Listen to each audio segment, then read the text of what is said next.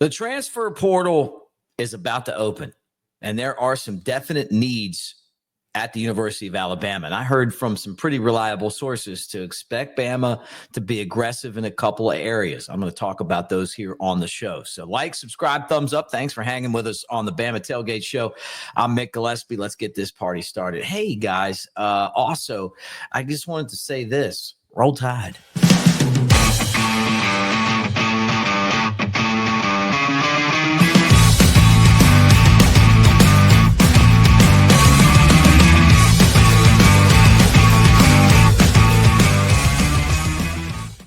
What do you say, everybody? Mick Gillespie on the Bama Tailgate Show. Great to talk to you guys. Like, subscribe, thumbs up. I say it and I say it again. All right, let's get into what's going on right here. Where is Bama going to look in the transfer portal? So we had the spring, and there's one obvious position that they need help.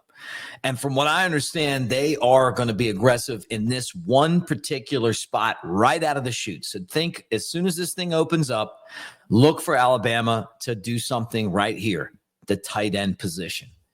They may already have the guys that they want targeted, and then as soon as they get the opportunity, they're going to go after them. They had a very thin group, and with only 4 guys that are on scholarship, and then all those guys hurt, why wouldn't you go out there and try to get someone that can help, make some plays? Josh Cuevas, Danny Lewis, Marshall Pritchard were all out with injuries. We saw Jay Lindsey. You had walk-ons playing. They had to use Will Sanders, an offensive lineman, to go out there and play that position. Alabama needs a tight end. They need one. CJ Dupree going to the NFL, or at least I'm expecting him to. Robbie Oots not there anymore. And this is in this offense. I think it's a really important position. And over the years, Bama's had some excellent tight ends. Irv Smith being one of those guys. OJ Howard. I mean, you go down the line. They've had some guys that can catch the ball. They're going to need some more of that. And what it's going to take this time is the transfer portal. So I'm sure there's some guys that are on teams going, you know what, I could play at Alabama, and there's not a lot of depth there. And then we got all these guys standing on the sideline, no one playing. Yeah, I'm going there. So look for Alabama. I'm pretty sure that you're going to see they've already kind of got the guy they want targeted. And then as soon as that transfer portal opens, that'll probably be something that'll happen pretty fast for Kalen DeBoer and his staff. And they need it to be, because you just don't feel very comfortable with where they are right now with all these guys out, and that's a position of importance. And, I'm just from what I heard, I think that's where they're going to go. Now, the second position that I think you need to really pay attention to, and I think they need to be aggressive, is defensive line, in particular, interior defensive linemen. This is one of the positions that, you might not give it a lot of credence because maybe it's not always flashy, but you will win or lose championships based on your interior defensive linemen, those big guys that get in there, and you need depth. I mean, you want to rotate these guys in. Look at what Michigan was able to do a couple of years ago with depth at this position. And they have some young guys there that we talk about, already added Kelby Collins, who transferred in from Florida, Edric Hill and Jeremiah Beeman are 2 guys that we've talked about before. But the problem is that you have one of your best guys transfer out to Michigan, right? And I don't think that's going to be the difference there. But then going through with 11 defensive linemen, and then some of those guys are true freshmen, you feel like if you're Alabama, you just would love to add somebody. And I honestly, maybe 1 or 2. I mean, because this is a position where you can really work with different groups.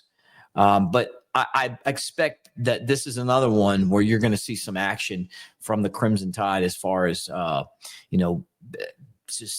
just watch.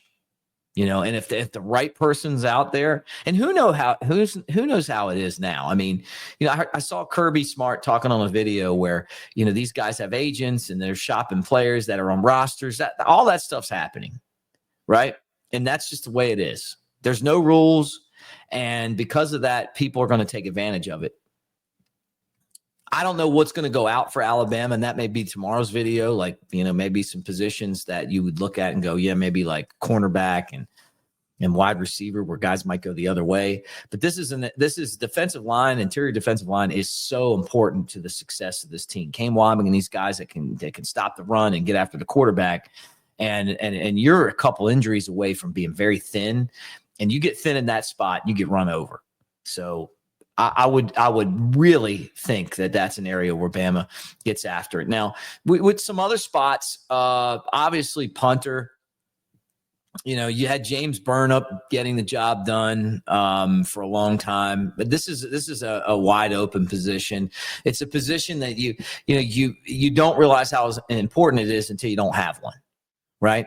And so no one feels comfortable about this. And if you're going to go into the portal and get a punter, it's got to be like Graham Nicholson last year, the best kicker in the country. They got him. Like you can't just go get somebody. I mean, you got to get the guy for punter.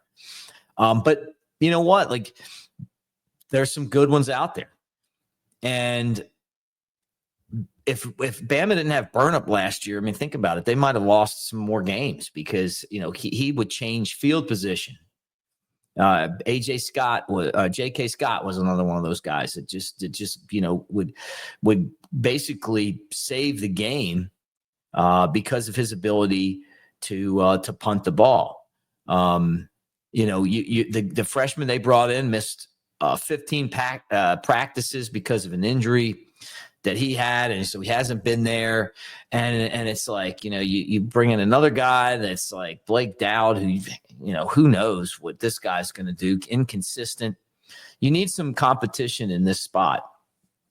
And the punting is super important. And I expect Alabama to do that. People have talked about adding offensive linemen. I think that if the right guy's available, they'll make that happen as well. But those are the areas where I feel like Alabama needs some help. But I really think it comes down to tight end and interior defensive line. Those two spots, keep an eye on them, because I think that's where you're going to see right away. Like it's going to be bang, bang. As soon as that thing opens up, they're going to be aggressive to bring in people, guys that can come in and be guys, be players, not just somebody, but somebody, somebody that matters. All right, look, that's the show for today. A couple things I want to tell you guys, though, is that we are throwing out the code right now, Bama Tailgate. When you use this code, we'll take care of you at newlifeart.com. I need some of those, right? I need one right here, right on the wall. It'd be great. But pimp out your man cave. Tell them you heard about us at Bama Tailgate. And then when you check out, use that promo code Bama Tailgate to get a great discount. We try to throw them out there. And then Pearl River Resort. Jake Coker and I are lining up our next visit out there. And some of you guys come and hang with us, and we love that.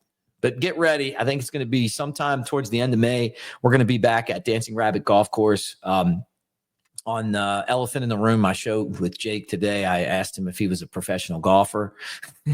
He plays so many charity golf events and, different, the business golf stuff. He's a great golfer. But anyway, we're planning on going there. The Azaleas, the Oaks, two awesome golf courses at Dancing Rabbit at Pearl River.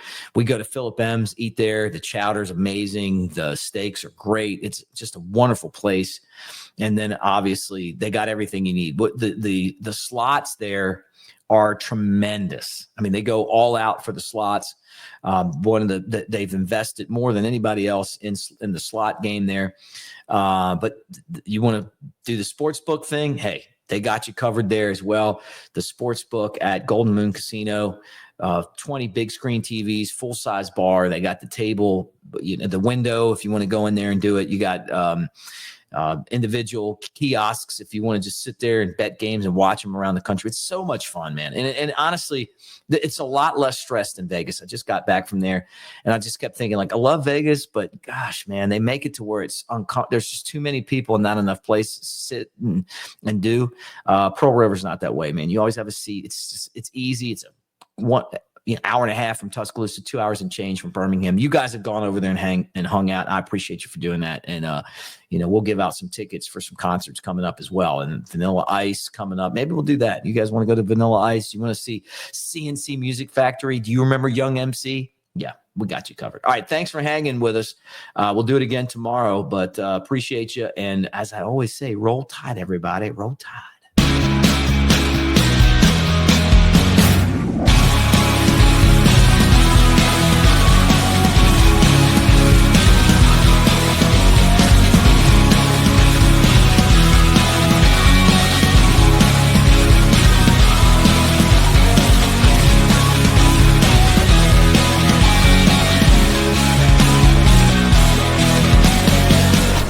To Pearl River Resort.